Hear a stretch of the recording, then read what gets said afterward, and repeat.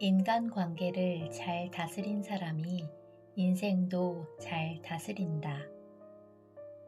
사랑을 인생의 축으로 삼으면 인생이 즐거워질 수밖에 없습니다.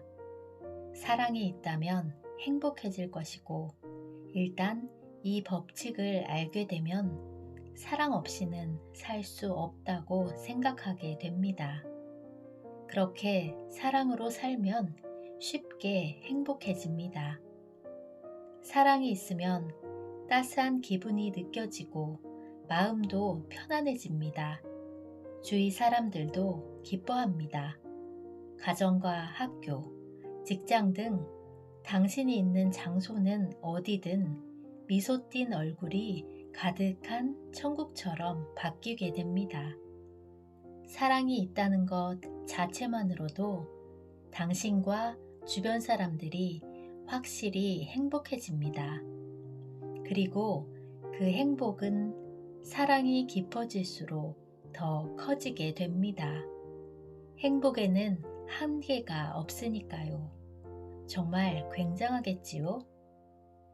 일이 잘 풀리지 않았을 때 그 이유를 떠올려 보면 대부분 인간관계와 연관이 있습니다.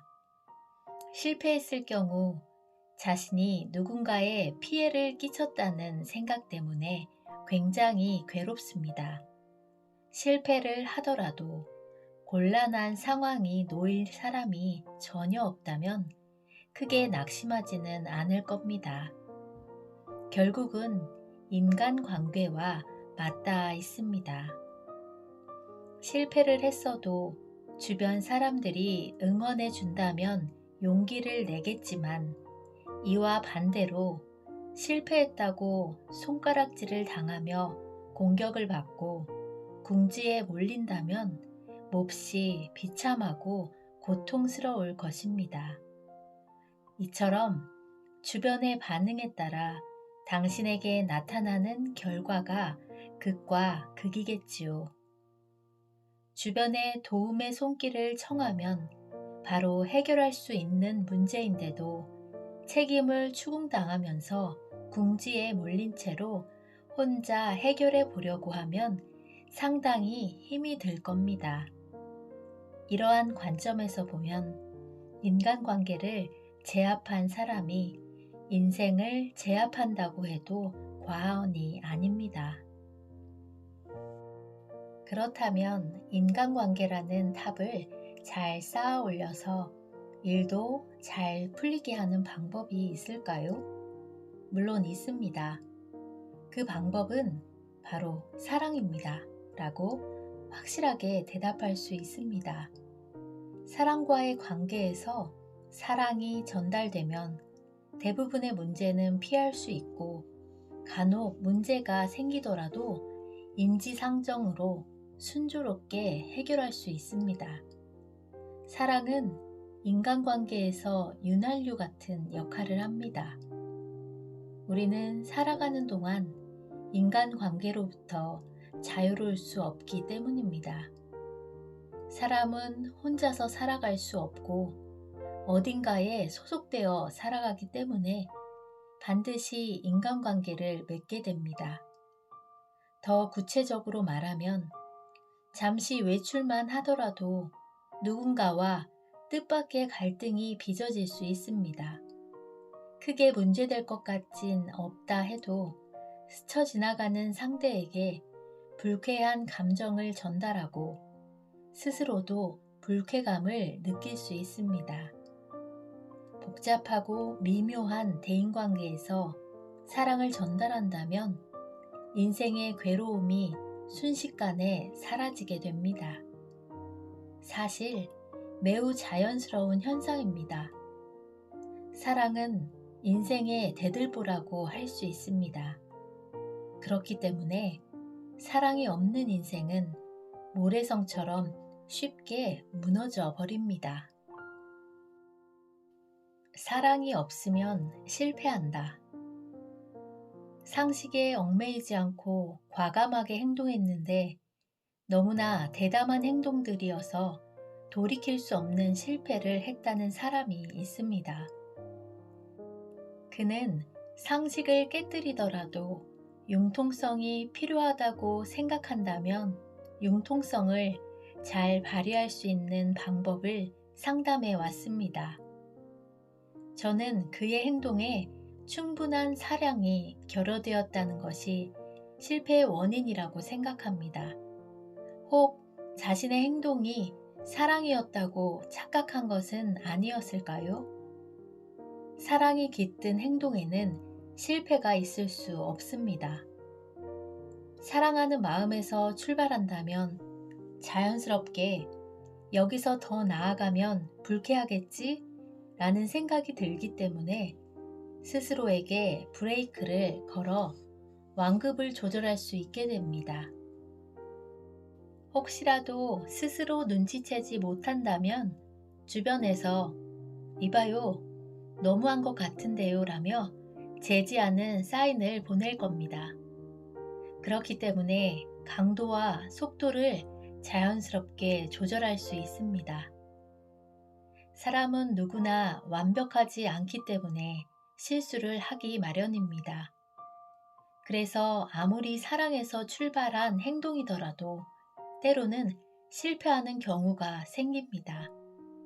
그렇지만 사랑을 수반한 실패라면 주변에서 그대로 내버려 두지 않습니다.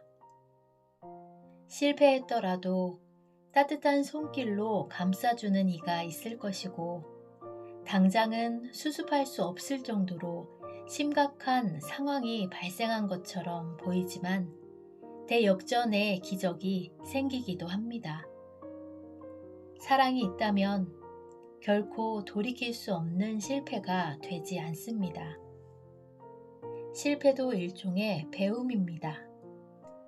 어떤 실패든 사랑을 터득해 나가기 위한 시련이라고 생각하면 좋겠습니다.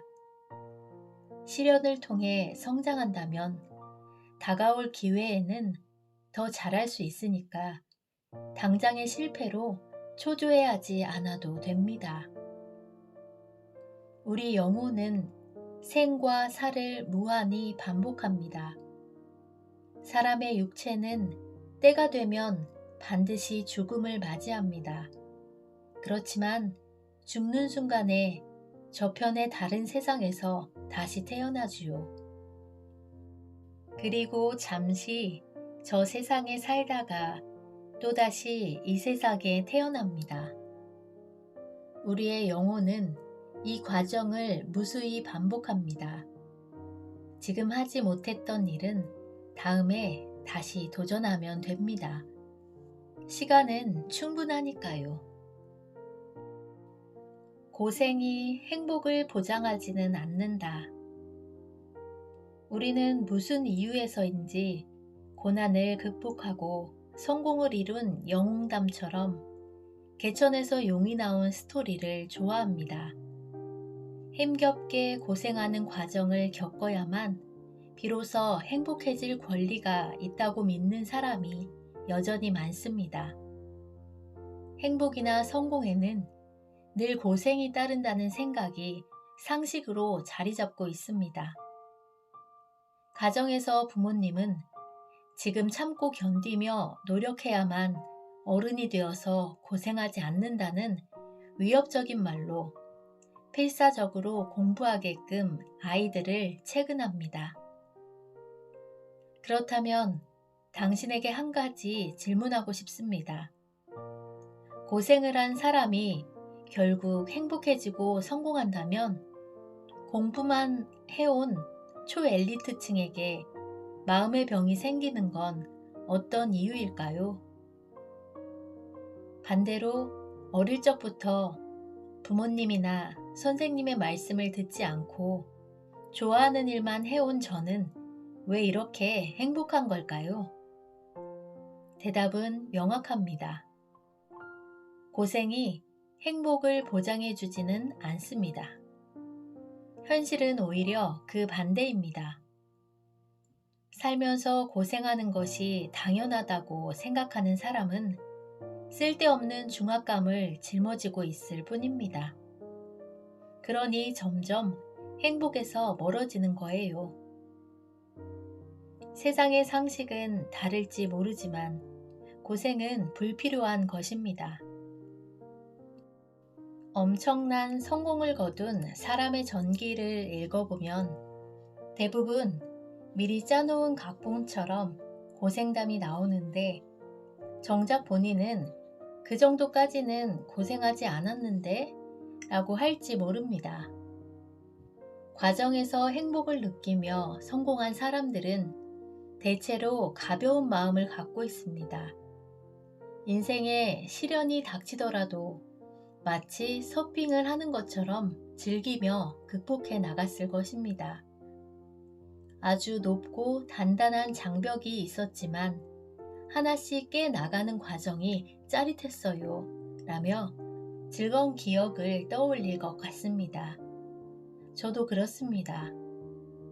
고생이 고생처럼 여겨지지 않는 이유는 과정이 즐거웠기 때문입니다. 자신이 좋아하는 일을 하면서 어려움이 발생했기 때문에 그 어려움을 해결하는 과정에서 더 많이 배우고 성장할 수 있고 보람과 재미를 느끼게 됩니다. 그러고 보면 성공한 사람들의 전기를 고생담으로 구성한 것은 아마도 저자나 출판사가 아닐까요? 주인공이 인내하며 매우 험난한 역경을 딛고 일어서서 결국 성공하게 되었다는 성공 스토리가 대중에게 더 환영을 받을 테니까요.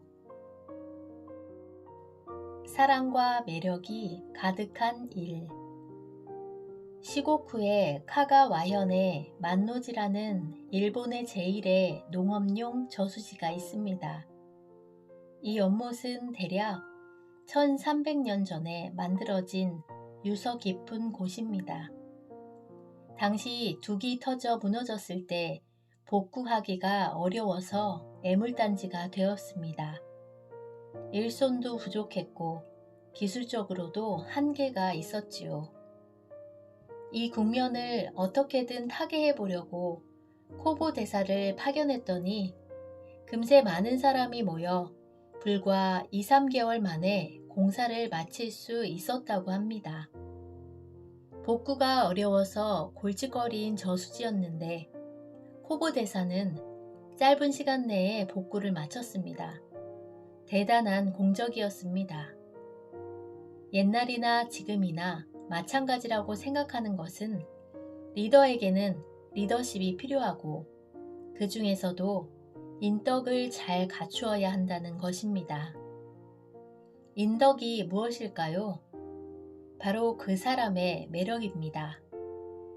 일을 잘 해내는 탁월한 능력을 갖춘 사람이 있고 특별한 장기가 있거나 타고난 신체 조건이 뛰어날 수 있습니다. 모두 다 중요한 조건이지만 그것만으로는 사람들이 따르게 할 수 없습니다. 그보다 더 상위에 있는 조건이 바로 그 사람의 매력입니다. 큰 임무를 완수해야 할 경우에 리더의 매력이 더더욱 필요합니다. 매력적이지 않으면 사람이 따르지 않고 어렵게 사람을 동원했다 해도 많은 사람을 통솔하기 어렵습니다. 매력적인 사람이라면 능력이 약간 부족해도 크게 성공할 수 있습니다.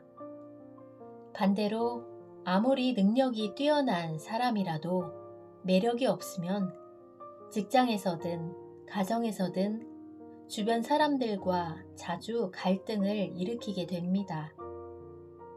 그렇다면 이런 매력은 어디서 나오는 걸까요? 역시 사랑입니다. 사랑이 있는 삶을 사는 사람들은 사랑이 담긴 말을 합니다.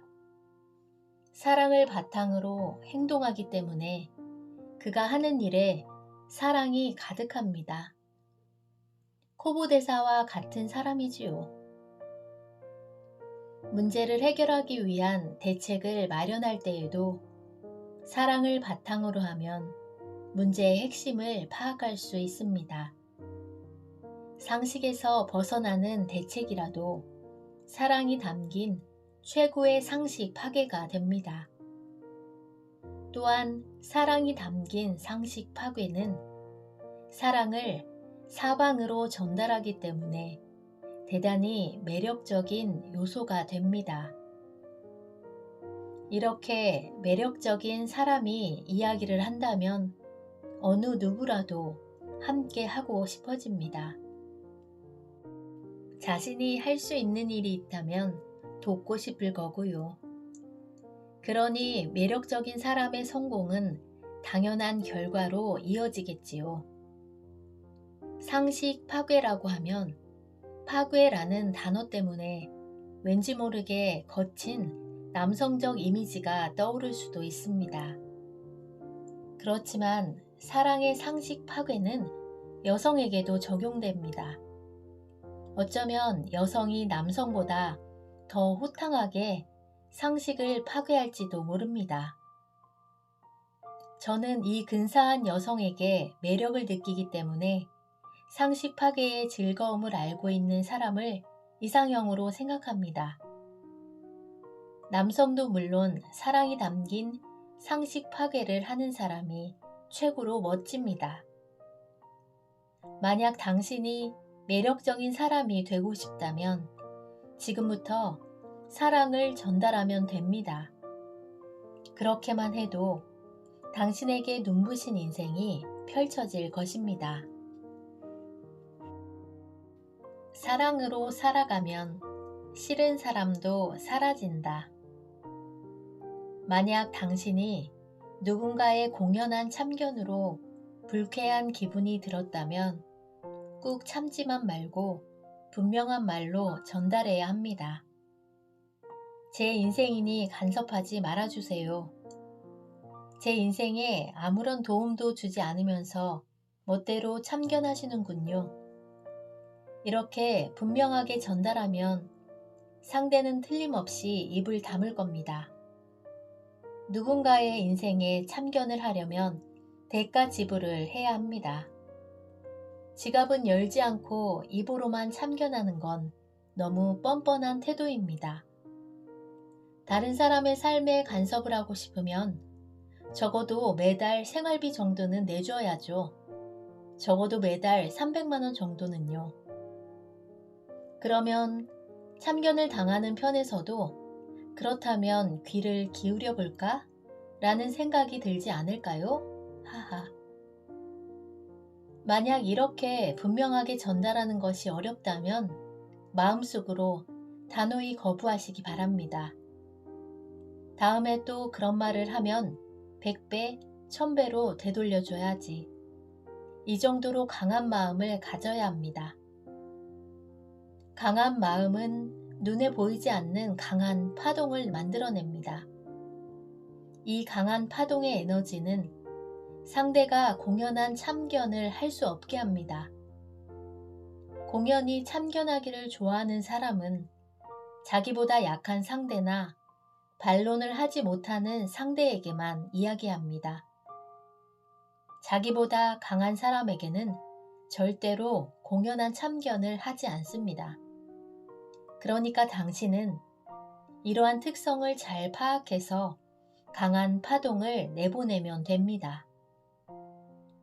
다만 사랑으로 살아가다 보면 공연히 참견을 하는 사람은 물론이고 싫은 사람도 당신의 주변에서 이상할 정도로 모두 사라지게 됩니다. 왜냐하면 사랑으로 살아가는 사람은 주변 사람들이 모두 아군이 되어 싫은 녀석이 있으면 힘을 모아 바로 물리쳐주기 때문이지요. 무엇보다 당신에게서 분출되는 사랑의 파동이 너무나 눈부셔서 싫은 사람이 접근할 수도 없겠지만요. 싫은 사람에게는 밝고 눈부신 빛이 너무 이질적이기 때문에 가까이 할 수 없거든요. 이런 의미에서 이혼을 예로 들면 자기 내면에 흔들림이 있거나 역시 이혼은 상식 밖이라 안 되겠어와 같이 사랑에 빠진 상식에 붙들려 있다면 싫은 사람에게 참견할 틈을 주는 겁니다. 사랑 없는 파동이 공연히 참견하는 사람들을 불러들입니다. 결혼하고 싶은 사람이 결혼을 하기로 했다면 잘한 선택이지요. 이혼하고 싶은 사람이 헤어지는 선택을 한 것도 잘한 결정입니다. 본인의 자유의지로 선택했다면 두 선택 다 잘한 겁니다. 모두 행복을 위한 결정이었으니까요. 그러니까 내가 그때 말했잖아.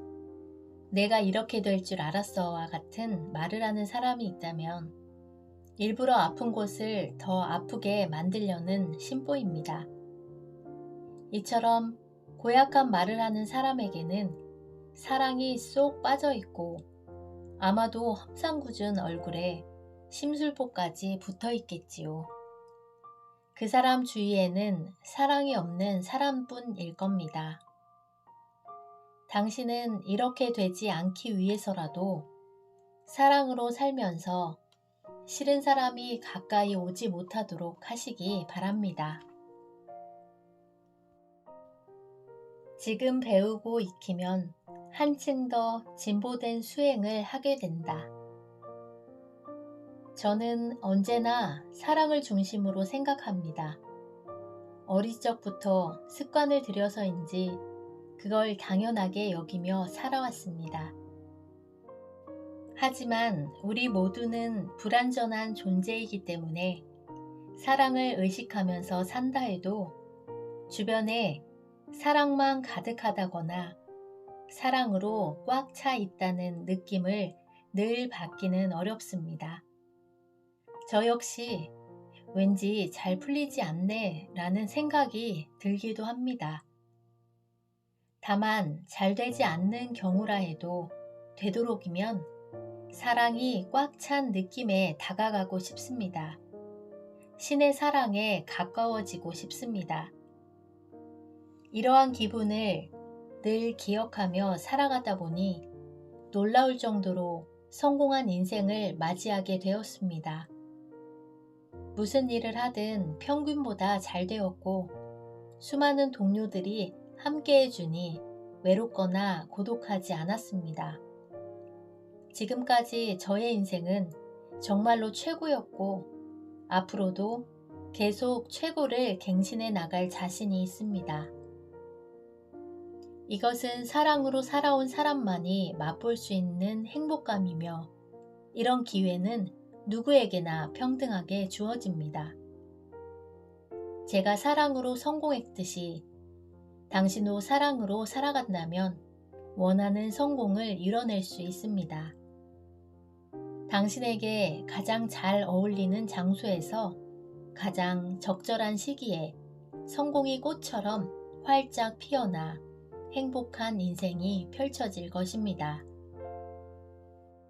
제 이야기에 조금 신비스러운 구석이 있기 때문에 믿고 싶은 사람에게만 전달되어도 좋겠습니다. 저는 철이 들 무렵부터 왠지 모르게 마음을 가볍게 한다. 사랑으로 산다는 것의 중요성을 피부로 느끼게 되었습니다. 누가 가르쳐 준 것도 아닌데 어떻게 알게 되었을까요? 아마도 제 추측으로는 제가 태어나기 훨씬 전부터 사랑으로 사는 것을 배운 게 아닌가 싶습니다.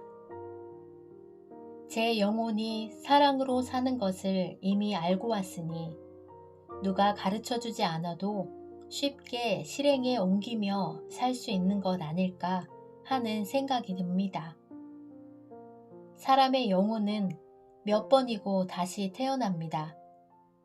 그러는 사이에 영혼은 배우고 익힌 것들을 분명하게 기억합니다. 경험이 리셋되는 일 없이 다시 태어날 때마다 우리의 영혼은 점점 성장해 갑니다. 이러한 것을 전제로 하여 말하면 당신은 지금 사랑으로 사는 것을 알게 되었고 그것을 실천하기 시작한다면 다음 생애에는 더욱 편하고 수월하게 살 수 있을 겁니다. 이번 생애에서 사랑으로 사는 것을 완전히 습득했다면 다음 생에서는 사랑의 깊이를 더한다는 상급 수준의 수행이 준비되어 있을 거예요. 지금보다 더 행복하고 즐거운 인생이 펼쳐지는 거죠. 이렇게 생각한다면 이번 생은 이번 생대로 지금 눈앞에 있는 수행에 최선을 다하면 됩니다.